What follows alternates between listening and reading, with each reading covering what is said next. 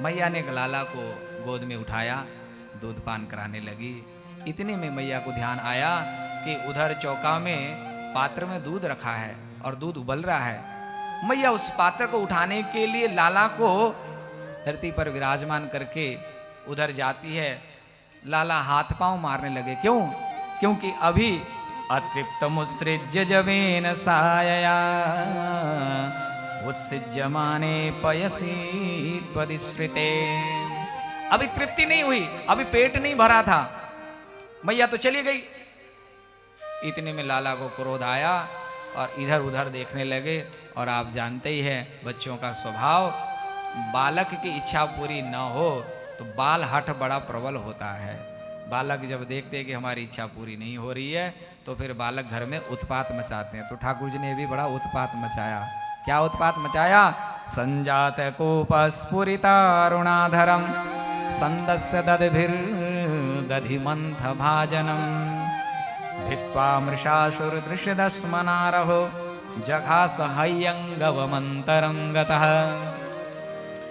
क्रोध में आकर के अपने दांत से अपने ओंठों को दबाने लगे। अपना गुस्सा कहाँ उतार रहे हैं? पहले तो अपने ही ऊपर उतार रहे हैं, उसके बाद रहा नहीं गया, इधर उधर देखा तो एक मिट्टी का ढेला दिखाई दिया, एक पत्थर दिखाई दिया, उसको उठाया। क्या करूं? तो देखा तो मैया की मटकी, पुरानी मटकी जो कि दहेज में लेके आई थी, और उसी मटकी को आज फोड़ दिया। जैसे ही धड़ाम से फूटने की आवाज आई, यशोदा मैया समझ गई कि लाला ने कोई उत्पात मचा दिया है। यशोदा दौड़ के आई। इतने में कन्हैया भागे वहां से, और जो फूटा हुआ पात्र था उस पात्र में जो नवनीत था उसको लेके बाहर भागे। और इतने में देखा एक उखल है वहां पर, उखल को लेके गए बाहर। उखल के ऊपर चढ़े, स्वयं माखन पा रहे हैं, सखाओं को बुला रहे हैं, उनको भी पवा रहे हैं। इतना ही नहीं, मरकान भोक्षण, बंदरों को भी बुलाया, बंदरों को भी मक्खन खिलाने लगे। लो तुम भी पाओ, तुम्हारा भी इस पर अधिकार है। शायद यही वजह है कि आज वृंदावन के बंदर जितने होशियार समझदार हैं उतना विश्व में कोई बंदर समझदार नहीं है। चश्मा की चोरी, पर्स की चोरी, मोबाइल की चोरी केवल वृंदावन में ही हो सकती है। और उसके बाद में बंदरों की संतुष्टि फ्रूटी से केवल वृंदावन में ही होती है। ये इतने समझदार बंदर हैं। क्यों? क्योंकि आज के बंदर नहीं हैं, ये कन्हैया के सिखाए हुए हैं सब, ये सब इनके ही परिकर हैं, तो इनको सब मालूम है। इसलिए वृंदावन की जो सुंदरता है, उस सुंदरता में इनका भी बड़ा योगदान है। वृंदावन की जो रौनक है, उस रौनक में इन बंदरों का भी बड़ा योगदान है। इसलिए जब भी वृंदावन में आओ तो थोड़ा सा सावधान भी रहना, पर छेड़ना मत इनको। क्यों? क्योंकि सब जानते हैं ये कन्हैया के परिकर। बंदरों को भी माखन मिश्री खिलाया। मैया दौड़ के आई, हाथ में छड़ी ली। लाला को आज दंड देना चाहती है। गोप्यन्वधावन यमाप योगिनाम क्षमम प्रविष्टुम तपसेरितम मना। आहा। सुखदेव जी महाराज कहते हैं बड़े बड़े योगी ध्यानी भी अमलात्मा विमलात्मा जिनकी गति आज तक ठाकुर में नहीं हो पाई, आज वही यशोदा मैया उस ब्रह्म को, पर ब्रह्म को पीटने के लिए, उसको दंड देने के लिए हाथ में छड़ी लेकर के पीछे दौड़ रही है। ये दृश्य देख करके सब देवी देवता हाथ में पुष्प लेकर के पुष्प वृष्टि करते हैं। और ठाकुर जी है कि अनुवंचमाना जननी बृहच्चल। ठाकुर जी महाराज आगे आगे दौड़ रहे हैं, तो उनके नेत्रों में जो अंजन लगा हुआ है ना, रोने के कारण जब हाथ से जब आंसू पहुंच रहे हैं तो वो अंजन वैसे तो कलुआ, और उसके ऊपर जो कज्जल लगा हुआ है, कज्जल जब पूरे मोहड़े पर पोत दियो है, अब तो कहना ही क्या। अब तो ठाकुर जी वैसे ही समझ में ना आवे। पहली बार जब कोई बिहारी जी के दर्शन करने आता है ना, तो कई लोग कहते हैं कि काली माता का मंदिर है क्या। तो मानो आज ठाकुर जी भी काली माता बन गए, क्योंकि पूरे मोहड़े पर जो है काली माँ लग गई है। अब इतना सुंदर स्वरूप, मोटे मोटे आंसू, रो रहे हैं, दौड़ रहे हैं। आहा। मैया ने देखा कि लाला रोने लगा है, मैया ने छड़ी फेंक दी। स्वमातुः सुन्नगात्राया विस्रस्र कबरस्रजः दृष्ट्वा परिश्रमं कृष्ण कृपया सी स्वबंधने। मैया पकड़ना चाहती है परंतु कृष्ण पकड़ में नहीं आते। माँ के परिश्रम को देखा कि अब ये थक गई है, तो अपनी कृपा से ठाकुर जी उनके बंधन में आ गए। संकेत दिया विविध साधनों का आश्रय ग्रहण करने पर भी ब्रह्म जब पकड़ में ना आवे, तो साधन करते करते करते जब साधक टूट जाता है और सभी साधनों का त्याग कर देता है, साधनों का अभिमान छोड़ देता है, निरभिमान होकर के जब पूर्ण रूप से शरणापन्न हो जाता है, न्यस्त हो जाता है, हार जाता है, तब ब्रह्म उसकी पकड़ में आता है। आज ब्रह्म जीवात्मा की पकड़ में आ गया।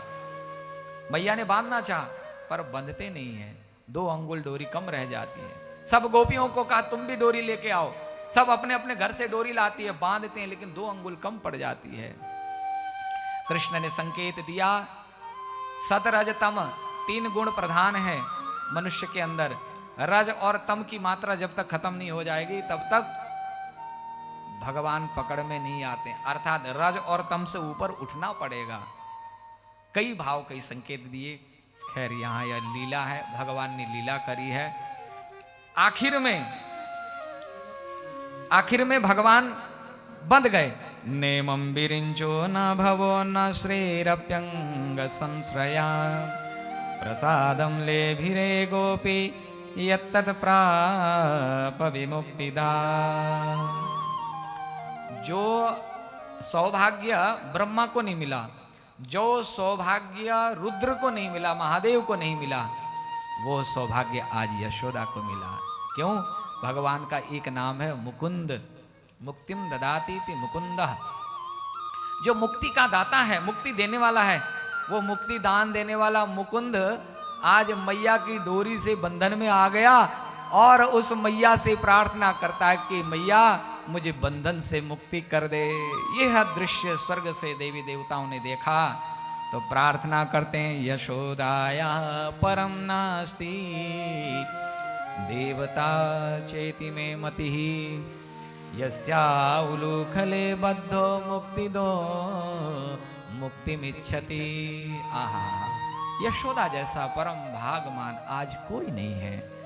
आज मुक्तिदाता मुकुंद भगवान स्वयं जिसके हाथ से बंधन से मुक्त होने की याचना कर रहा है, यशोदा के चरणों में पुष्प वृष्टि की है, सबने जय जयकारी की है। भगवान कृष्ण बंधन में आ गए, मैया तो अपने गृह कृत्य में लग गई। इधर 2 वृक्ष थे उस घर में, यमलार्जुन वृक्ष जो नारद के द्वारा शापित थे, कुबेर के पुत्र थे। इन्होंने कुछ अपराध किया था, नारद जी ने श्राप दिया था, और जब शरणापन्न हुए तो नारद जी ने कहा था कि किसी समय ठाकुर जी स्वयं तुम्हारा उद्धार करने आएंगे और तुम वृक्ष बनोगे भी तो नंदालय के वृक्ष बनोगे। देखिए, शापत ताड़त, शाप देता भी, डांटता फटकारता भी साधु ही प्रिय है। अगर डांट फटकार भी खानी हो तो साधु की खाओ। साधु डांट फटकार लगावे, आपको ताड़ना भी देवे, तो आप सदैव सिर झुका के रहना, क्योंकि उसमें आपका ही कल्याण है। लेकिन संसारी का प्रेम बड़ा खतरनाक होता है, इसलिए संसारी के प्रेम के बंधन में कभी मत आना। भले ही साधु की मार ताड़ खा लेना, लेकिन संसारी के प्रेम से थोड़ा सा दूर रहना, उसके नेह से थोड़ा सा दूर रहना। क्यों? क्योंकि यह नेह जो है यह आसक्ति बंधन का कारण है और संतों का संग मुक्ति का कारण होता है। आज ये कुबेर पुत्र भी, एक संत ने, देवर्षि ने भले ही श्राप दिया हो, लेकिन आज वही श्राप मुक्ति का कारण बन गया। भगवान का दर्शन करा दिया उस ताड़ना ने, उस श्राप ने, उस दंड विधान ने। इन्होंने भगवान की प्रार्थना की, भगवान ने इनको मुक्त किया।